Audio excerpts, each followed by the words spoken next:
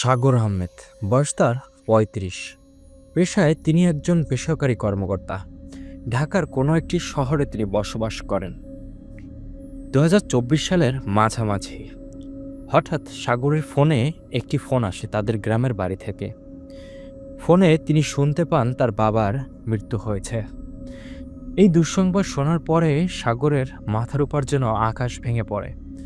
কারণ সাগরের গ্রামের বাড়িতে তাদের ব্যাপক জমিজমা রয়েছে।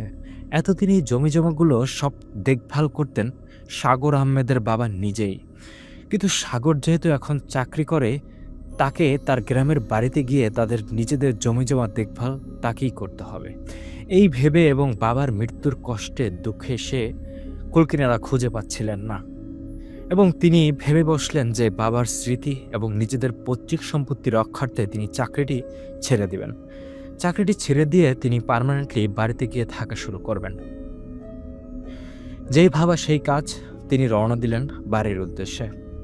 বাবার মৃত্যুর পর পৈতৃক বাড়ি দেখাশোনার দায়িত্ব এখন তার কাঁধে। কিন্তু সে জানতো না এই ফেরা তার জীবনের সবথেকে বড় ভুল হতে চলেছে। সাগর আহমেদের আপন চাচাতো ভাই রফিকের সঙ্গে তাদের সম্পর্ক কখনোই ভালো ছিল না। তাদের বাবাদের মধ্যেও জমিজমা নিয়ে দীর্ঘদিনের বিরোধ ছিল, যা পরবর্তী প্রজন্মেও রয়ে গেছে। সাগর সবসময় রফিককে বিশ্বাস করতে চাইত, কিন্তু রফিকের চোখে ছিল ঈর্ষা, এক ধরনের প্রতিশোধ স্পৃহা। কারণ রফিকদের জমিজমার পরিমাণ সাগরদের তুলনায় অনেক অংশেই কম ছিল, এবং তারা এটি নিয়ে ছোটবেলা থেকেই তাদের ভিতরে অন্তকোন্দল লেগেই ছিল। মোহনপুর গ্রামের পৈতৃক ভিটায় ফিরে আসার পর থেকেই সাগর আহমেদ বুঝতে পারছিল কিছু একটা ঠিক নেই।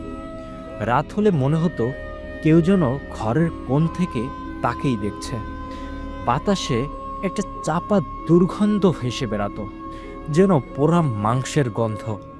প্রথমে সে সব পাত্তা দেয়নি, কিন্তু কিছুদিনের মধ্যেই তার শরীর খারাপ হতে শুরু করলো। সে এক অদ্ভুত অসুখে আক্রান্ত হলো। দিনের বেলা শরীর ভালো থাকলেও সন্ধে নামতেই জ্বর এসে যেত। পায়ের নিচে আগুনের মতো জ্বালা পোড়া করত, আর গভীর রাতে ঘুম ভেঙে যেত অজানা এক আতঙ্কে।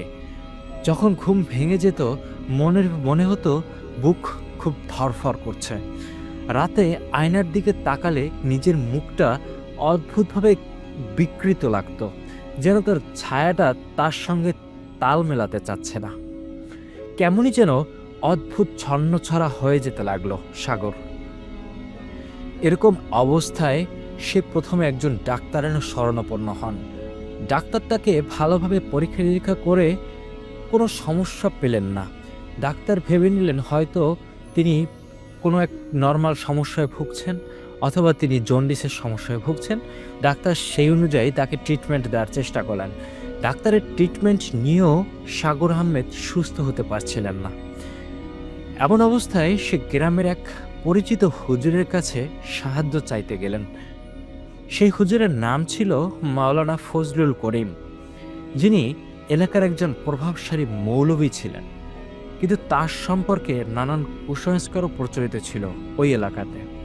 কেউ বলতো তিনি দোয়া তাবিজ দিয়ে মানুষকে সুস্থ করতে পারেন, আবার কেউ কেউ বলতো তিনি ব্ল্যাক ম্যাজিকের প্রভাব কাটাতে পারেন, আবার কেউ বলতো তিনি নিজেই নাকি ব্ল্যাক ম্যাজিক করেন। এরকম নানা গল্প গুজব সেই মৌলভীকে নিয়ে পরিচিত ছিল এলাকায়।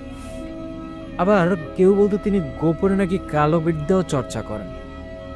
সাগর তখনও জানত না তার সর্বনাশের শুরু এখান থেকেই হয়েছে। মাওলানা ফজলুল করিম তার সামনে বসে চোখ বন্ধ করে কিছুক্ষণ ফিসফিস করে কিসব যেন পড়লেন। তারপর বললেন, তোমার উপর কেউ শক্তিশালী বাঁধন লাগিয়েছে, তোমাকে কেউ বান মেরেছে। এটা সহজ কোনো ব্যাপার না। তুমি কি কারোর সাথে ঝগড়া বিপদে জড়িয়েছ, বা তোমার কোনো শত্রু আছে? সাগর ভাবল বেশ কিছুক্ষণ। তার চাচাতো ভাই রফিকের কথাই তার বারবার মনে পড়ছিল। কয়েক মাস আগে সে তার পারিবারিক সম্পত্তির জন্য মাওলানার কাছেই এসেছিল। মাওলানা এবার বললেন, আমি চেষ্টা করতে পারি, তবে তোমাকে আমার কথাগুলো শুনতে হবে। রাতের বেলা কোথাও যাবে না, অন্ধকারে আয়নার দিকেও তাকাবে না, আর এই তাবিজ গলায় পরে রাখবে। 7 দিন পর আরেকবার এসে আমার সাথে দেখা করো। সাগর আজ্ঞাবহ হয়ে সব মানতে লাগলো। কিন্তু 7 দিন পর হওয়ার আগেই তার জীবনে এক ভয়ঙ্কর ঘটনা ঘটল। এক রাতে সাগর ঘুমিয়েছিল। হঠাৎ ঘরের বাতাস ঠান্ডা হয়ে গেল, যেন কেউ তার গায়ে বরফ ঘষে দিচ্ছে এমন অনুভব হতে লাগলো। তারপর সে অনুভব করলো তার বুকের উপর কেউ একজন বসে আছে। তার বুকে অনেক ভারী অনুভূতি হতে লাগলো। সে নড়তে পারছিল না, মনে হচ্ছিল যেন বোবায় ধরেছে। নিঃশ্বাসটা যেমন বন্ধ হয়ে আসছিল। চোখের কোণ দিয়ে দেখল এক অন্ধকার ছায়ামূর্তি তার বুকের উপর ওঠে তাকে চেপে ধরে বসে আছে। লম্বা কালো কাপড়, বিকৃত হাসি, লাল রক্তজবা ফুলের মতো তার চোখ। তারপর ছায়াটি ফিসফিস করে বলতে লাগলো, তোর রক্ত চাই, তুই বাঁচবি না। এবার সাগর চিৎকার করে উঠল, কিন্তু তার মুখ দিয়ে কোনো শব্দই যেন বেরোচ্ছিল না। সকালে সে দৌড়ে আবার মাওলানার কাছে গেল। রাতটা কোনোভাবেই সে কাটিয়ে দিয়েছিল। মাওলানা তখন গভীর মনোযোগ দিয়ে কিছু একটা লিখছিলেন। এটি কালো কাগজে লাল কালি দিয়ে অদ্ভুত সব অক্ষর তিনি লিখছিলেন। সাগর মনে মনে অবাক হলো, কিন্তু কিছু বলল না। মাওলানা তাকে দেখে গভীর কণ্ঠে বললেন, বুঝেছি, তোমার সমস্যা অত্যন্ত গভীর, তবে আমি পারবো আশা করি, কিন্তু তোমাকে এক রাত আমার এই হুজরায় থাকতে হবে। সাগর তখন নিরুপায় রাজি হয়ে গেল। সেই রাতেই সে দেখতে পেল মাওলানা ফজলুল করিম কিভাবে কালো জাদুর মাধ্যমে তার জীবন শেষ করে দিয়েছে। রাত তখন 3টা বাজে। হুজরার দরজা বন্ধ, বাতি নিভে গেছে। হঠাৎই সাগর চোখ মিলে দেখল মাওলানা এক গোল সাদা চক দিয়ে মাটিতে কিছু একটা আঁকছেন। তারপরে একটা কালো মোড়ক এনে তার গলা কেটে দিলেন। সাগর ভয় পেল, কিন্তু মাওলানা তখন তার চোখ বন্ধ করে কাঁপতে কাঁপতে কিছু একটা পড়ছিলেন। চারপাশে মন্ত্র পড়ার সাথে সাথেই বাতাস কেমন যেন ভারী হয়ে উঠল, যেন ঘরটায় কেউ একজন অদৃশ্য হয়ে বসে আছে, কিন্তু তাকে কোথাও দেখতে পাওয়া যাচ্ছে না। তার সবকিছু অনুভব করতে পারা গেলেও কিন্তু তাকে দেখতে পাওয়া যাচ্ছে না। হঠাৎ জ্বালানা দিয়ে প্রবল বাতাস ঢুকলো, সবকিছু ওলটপালট হয়ে যাচ্ছিল ঘরের। তখনই সাগর দেখল একটি ছায়া হুজরার কোণে বসে আছে। ছায়াটি আস্তে আস্তে বলল, আমাকে ডেকেছেন? মাওলানা ফজলুল করিম তখন চোখ খুলে ফিসফিস করে বললেন, তুমি যা চেয়েছ নিয়ে যাও। তখনও সাগর জানত না তার সাথে কি হচ্ছে। পরদিন থেকে সাগরের শরীর আরো খারাপ হতে লাগলো। রাতে অদ্ভুত সব স্বপ্ন সে দেখতে লাগলো। সে দেখতে পেল সে কবরের মধ্যে শুয়ে আছে, আর কে যেন কবরের মাটি সরিয়ে তাকে নিচের দিকে টেনে নিয়ে যাচ্ছে। তার ত্বকের উপর কালো দাগ পড়ে যেতে লাগলো। মনে হতো শরীরের ভেতর দিয়ে শীতল কিছু একটা বয়ে যাচ্ছে। ধীরে ধীরে তার চেহারাও অদ্ভুতভাবেই বিকৃত হতে লাগলো। গ্রামের মানুষ দিন দিন তাকে এড়িয়ে চলতে শুরু করলো, কারণ সন্ধ্যার পর দেখা যেত সে একা একা কার সঙ্গে যেন কথা বলছে। একদিন তার স্ত্রী ভয় পেয়ে তাকে জিজ্ঞেস করলো, আপনি এভাবে হয়ে যাচ্ছেন কেন? আপনি অন্য এক হুজুরের কাছে গিয়ে আপনি যোগাযোগ করুন, আপনাকে এভাবে দেখতে পারছি না।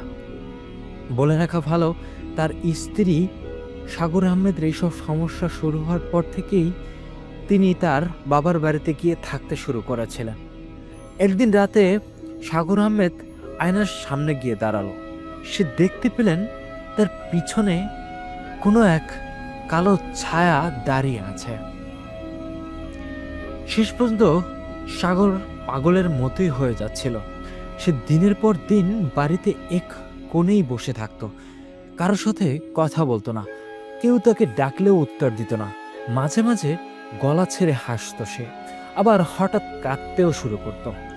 লোকেরা বলা বলি শুরু করলো সে আর মানুষ নেই, তার শরীরের ভিতর অন্য কেউ বাস করছে। এক রাতে ভয়ঙ্কর এক ঝড় উঠল। সকাল হলে লোকেরা দেখতে পেল সাগর আহমেদ আর নেই। শুধু তার ঘরের আয়নার সামনে একটি অদ্ভুত লেখা ছিল। লেখাটি ছিল এমন, আমি মুক্তি পাইনি। আজও মোহনপুর গ্রামের লোকেরা বলে সাগরের আত্মা এখনো পৈতৃক ভিটায় ঘুরে নাকি বেড়ায়। আবার অনেকে বলে সাগর আহমেদকে জিন পরীরা নাকি তাদের জগতে নিয়ে গেছে। যদিও সাগর আহমেদের কোনো খোঁজ খবর এখন পর্যন্ত পাওয়া যায়নি, মোহনপুর গ্রামের এটি একটি পরিচিত ঘটনা। সবার মুখে মুখে ঘটনাটি রয়েছে। এখনও যাদের বয়স ৩০ থেকে ৩৫ বছর, তাদের কাছে এই ঘটনাটি খুবই পরিচিত একটি ঘটনা। আমি বলছিলাম রাসেল আহমেদ, সাগরের পাশের বাড়িতে আমার বাসা। যদি ঘটনাটি ভালো লাগে তাহলে আপনি আপনার দর্শকের সাথে ঘটনাটি শেয়ার করবেন। এই বলে তিনি তার ঘটনাটি শেষ করেছেন। ধন্যবাদ আপনার ঘটনার জন্য। ঘটনাটি আসলেই ভালো ছিল, খুবই অদ্ভুত ছিল। একটি জীবন এখানে শেষ হয়ে গিয়েছে। সাগর আহমেদের কোনো খোঁজ খবর পাওয়া যায়নি, এবং আমরা যতদূর বুঝতে পেরেছি এখানে মাওলানা নামে যার কথা আমরা শুনতে পেয়েছি, মাওলানা সাহেব নিজেই কালো জাদু করে বা যে কোনো কিছুর মাধ্যমে সাগর আহমেদের জীবনটি তিনি শেষ করে দিয়েছেন। ধন্যবাদ সকলকে। আমরা আরও একটি ঘটনা আপনাদের মাঝে নিয়ে এসেছি, সেটিও আমি আপনাদের পড়ে শোনাবো।